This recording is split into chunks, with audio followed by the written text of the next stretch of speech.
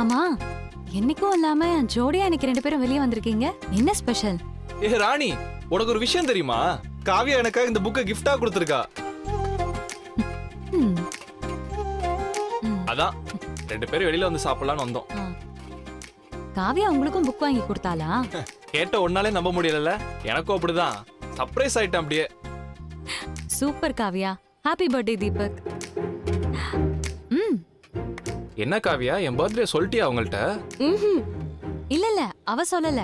காவியா யாருக்காவது புக் வாங்கி கொடுத்தாலே அவங்களுக்கு அன்னைக்கு பர்த்டேவா தான் இருக்கும். எனக்கும் ரேவதிக்கும் கூட வீட்ல 15 புக்குக்கு மேல இருக்கு. அவ யாருக்காச்சும் பிறந்த நாள்னாலே புக்கு தான் வாங்கி கொடுப்பா.